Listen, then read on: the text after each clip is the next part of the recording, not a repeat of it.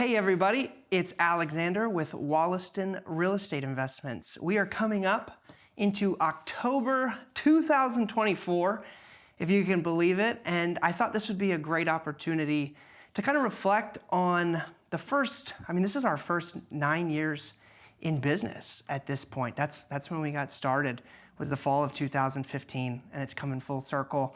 And really over the last 4 years or so, really since COVID-19, the landscape of real estate has changed pretty dramatically. It's been kind of a turbulent and wild and at many times highly uncomfortable ride. I know I'm not alone in this, but what I want to do is kind of share a brief update. I'll try to keep it relatively quick and share some context over the last few years that's ultimately shaped our decision-making process, and helped us form our game plan moving forward. So without further ado, let's kick it off. So thank you for checking us out. This is going out to really all of our long-standing friends, family, supporters, investors. If you're a new prospective LP looking at this video, welcome. We're happy to hear you.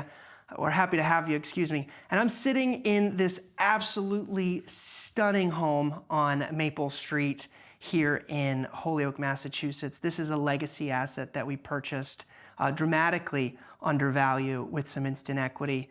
And as you can see, we're in a 14-room mansion right now, and we've got fireplaces like this one behind us in every room. And it was our first acquisition with the Wollaston Wealth Management Fund. If you've been following us for a while, for the last couple of years, you know that we've been trying to grow. And, Harrison and I have always had grand ambitions to become large developers, large real estate investors. And the last few years have been really hard. They've challenged us in multiple ways. And I'm happy to say, as of today, we're much better off because of it. The challenges have ultimately shaped the way we think and the way we move forward. And I think the next few years for us, the next 9 years, are going to be a really wonderful opportunity for us to grow and make as much money as we possibly can. So let's kick this thing off. This really goes back to 2018 is when Harrison and I rebranded our company as Wollaston Real Estate Investments. We were doing good developments on the eastern side of the state here in Massachusetts. And then in 2019, before COVID, we were learning more about the multifamily investment space, apartment buildings. Everybody knows, or most people know, that larger multifamily apartment buildings are a great way to build generational, sustainable wealth, legacy wealth for you and your family. And it's always something that Harrison and I wanted to get into.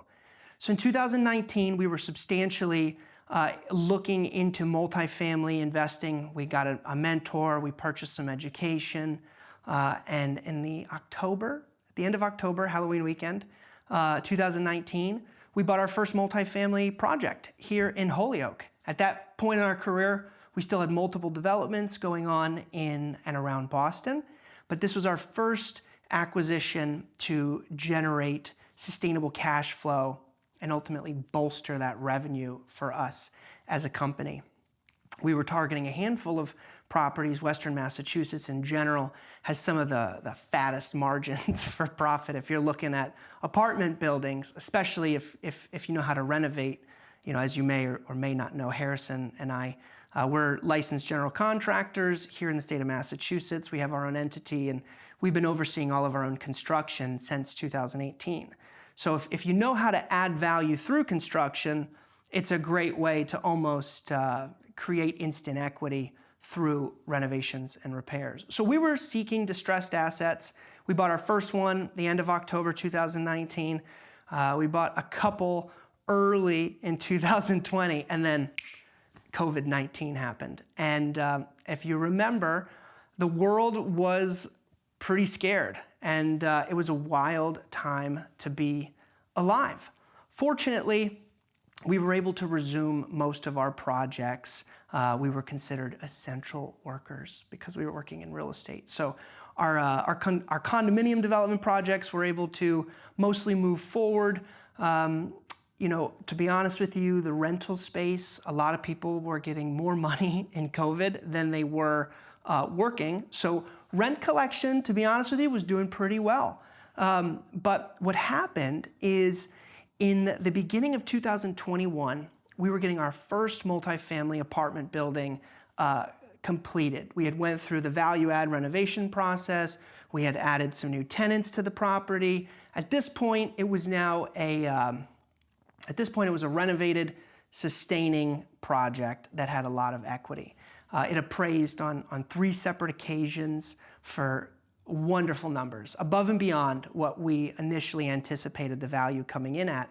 But we were getting hung up. Even though we had a property that was cash flowing, and even though it appraised really well, I mean, we were going to get a loan on that property. If you remember what loan interest rates were in early 2021, we were going to get a loan on that property to not only recoup all of the expenses, purchase, renovation, interest, not only were we going to get a loan to recoup all of those expenses, we were actually going to get a couple $100,000 back in really cheap debt. Nice thing about debt is it's not taxed. So we were going to use that new money, we were going to further invest in renovation projects of ours and, grow the empire, if you will. But we were getting hung up because the lenders didn't like that we had so many small condominium projects happening in East Boston. They were like, well, you have short-term loans. We don't like that you have short-term loans. I was like, well, yeah, of course we have short-term loans. We're developing real estate projects for sale. Look at all the projects we've done. Well, we kind of wrestled through this. We looked at a couple different lenders, and we were getting stuck on the same hiccup over and over again. And, hindsight's 2020, knowing what I know now, seeing the results of COVID-19, supply chain issues, as well as these crazy interest rate hikes that we experienced over the last couple of years, I probably would have done something different than what we decided to do. But c'est la vie, it is what it is. It was expressed to us at that point that if we wanted to stay in the multifamily commercial space and we wanted to focus on getting income-producing properties, that we should ultimately try to get rid of those short-term loans, those condominium projects, as fast as possible. Now, that was a bit of a pickle for us because we had some really great deals at the time. We purchased them well. We were experiencing challenges because this was the middle of COVID-19. I mean, there were points in time where it would take over a year just to get some appliances. I mean, Home Depot didn't have appliances, and much less if you were trying to buy a nice appliance package for a $600,000 or $700,000 condominium, you could kiss that timeline away. Since that time, the supply chain issues have resolved themselves pretty well. Plywood's not 5 times what it used to be. But there's still some issues, some delays around getting specialty items, sometimes like service panel upgrades for your electrical service. We're still seeing 9 to 12 month lead times. So it is what it is. Back on track. We were told to kind of sell these assets at really an inopportune time. It was COVID-19, the world was scared, interest rates were starting to tick up. That was concerning people a little bit, but it took us like 15, 18 months to really get rid of all of those short-term assets. And unfortunately, by the time that happened, a lot of the damage had already been done. We were in 2023 at this point. The interest rates had gone through the roof. And why that's important, and really why that was challenging for us, is when you're looking at refinancing a project, and especially if you're expecting cash back, when the interest rates go up, your loan value typically gets smaller. So that was really frustrating for us because we missed a handful of cash flow milestones that we were budgeting for. And one of the killers of any real estate project is time. Typically if you can do the project quickly, even if you spend more on construction than what you were hoping for, you can still kind of get out of it with a less desirable solution, but it won't be as rough. if you're forced to hold on to projects for a longer period of time, the holding costs can really make or break the deal. So by the time that happened, it was frustrating for us because we missed so many of our milestones, which other real estate projects were dependent on receiving. To kind of add insult to injury, about $1 million worth of private investor capital, people inside of our network that know, like, and trust us and had been working with us for the past few years, about $1 million of their money got sidetracked. It went sideways. Pretty much everybody we know, for the most part, is involved in real estate. So that includes a lot of our investors and initial lenders. And because 2023 was a hard year for a lot of people, really July 2023 to about January 2024, $1 million of other investor capital got sidetracked and it wasn't coming to us. So not only did we get beat up by really bad interest rates and we couldn't get cash back, we got beat up by the market with other investors and their capital getting messed up. And then, one of those buildings that we were refinancing, once we sold all of our short-term assets, now we could get the loan, right? But insult to injury, a project that was supposed to give us like $300,000 back, we ended up having to bring $150,000 to the table. So 2023 was just hell on fire for us. And, come January 2024, we realized, okay, we're not only are we like in this dip, but our network, the way we've raised capital in the past, it's just not working. We have to pivot. We have to find a solution. We have good deals and cash is really hard to come by right now. So we love education, we love mentorship. End of 2023, we invested in another mentor, and we really learned about private equity at that point. Now, if you know us and you've been following us, Harrison and I always wanted to take these deals down and own 100% of the projects. I mean, through our career so far, we've done, I think, close to, over $70 million in real estate transactions, and we did it with zero outside equity. But the times are changing, and when you could go down to your local savings bank and get a CD that was paying you 8.5%, there's just no way anybody would invest privately in real estate at 12 or 15%. The world was scared. A lot of people were scared. We were a little scared. And so January 2024, we're starting to invest heavily in the education surrounding private equity real estate. Took us a couple months. We put together our first equity offering. It was a 50-50 equity split, meaning like we get 50% of the profits, the investors get 50% of the profits, and they make an interest payment along the way. I called about 2,500 people in our network, real estate people, and we did about 63 sets of investor meetings at this initial 50-50 equity split offering.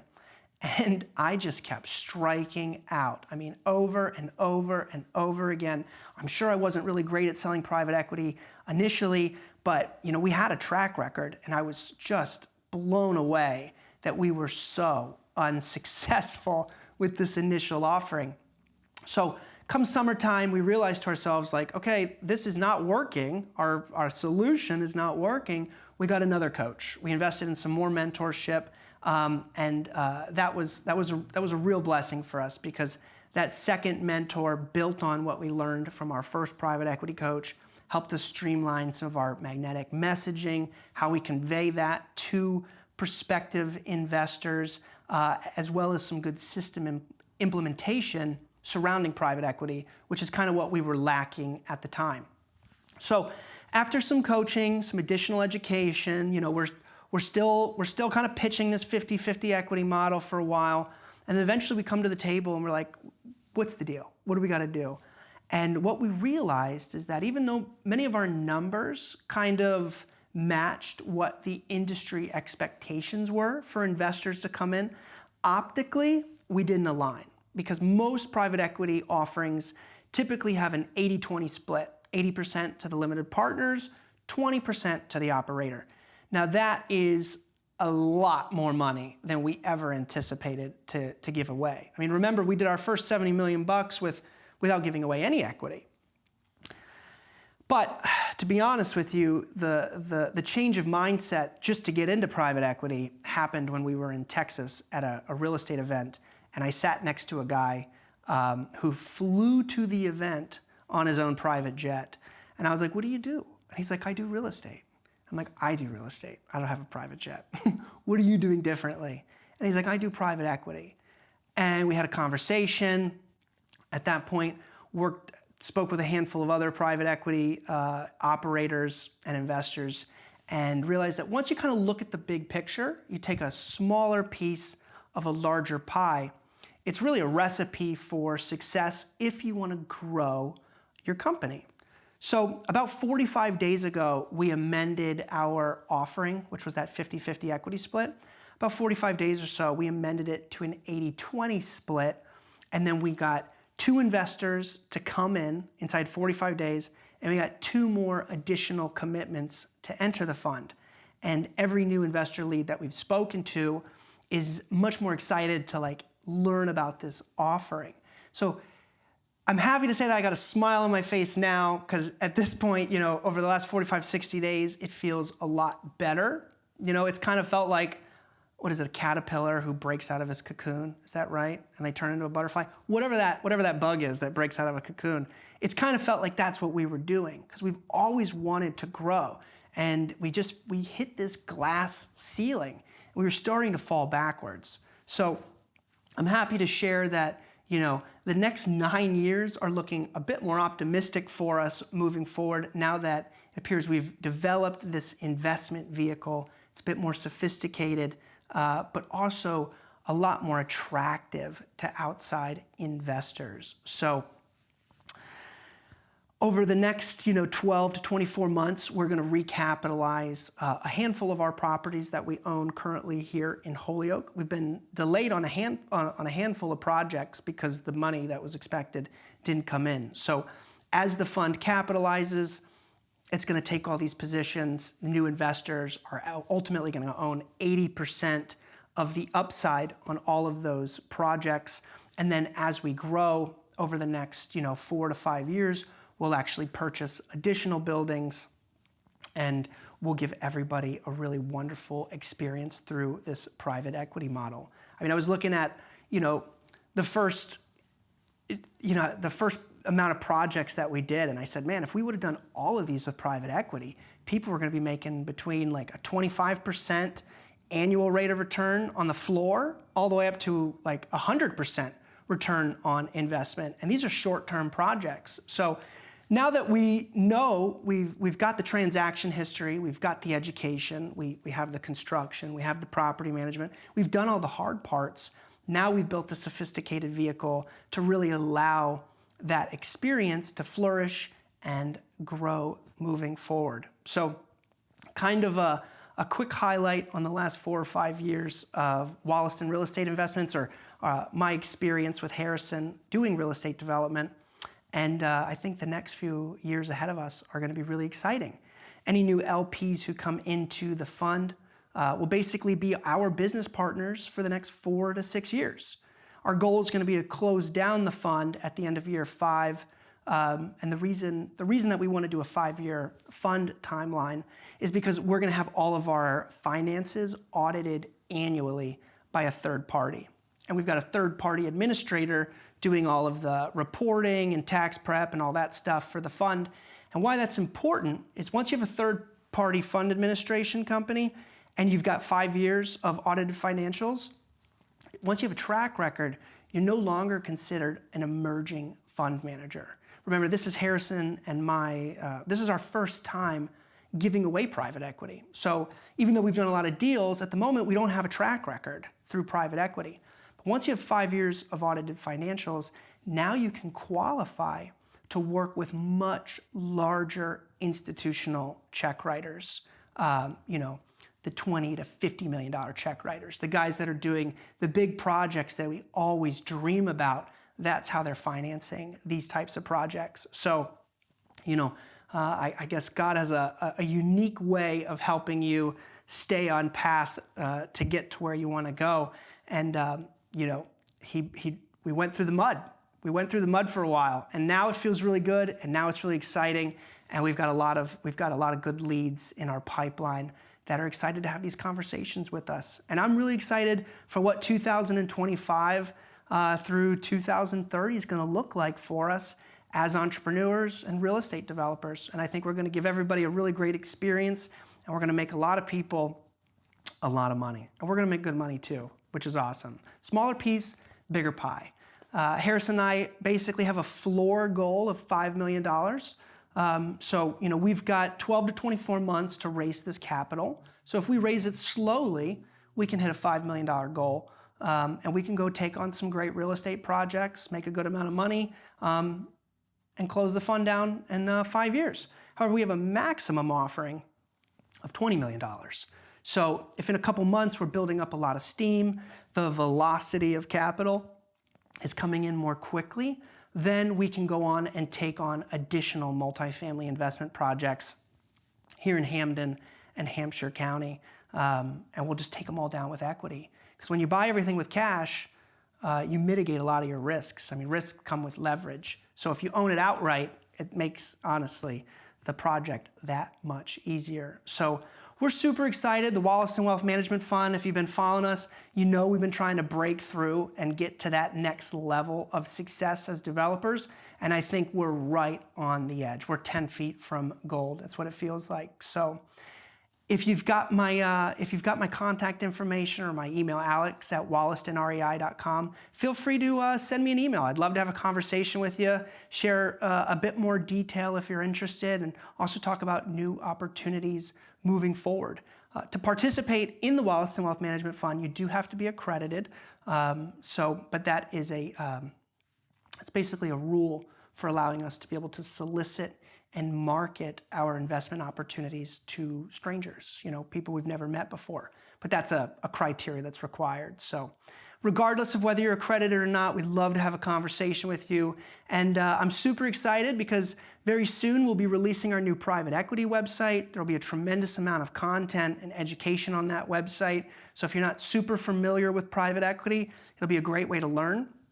And then additionally, we've been working on a lot of new content and video content. So, you know, those Wally Wednesdays will resume very soon. So excited to be in your email inbox soon with some great updates. Once again, I'm Alex from the Wollaston Wealth Management Fund. We appreciate you spending some time to learn about the last 4 or 5 years. And if you like it, please share it with your brother, your lover, your mother, your father, and we'll talk to you soon. Peace.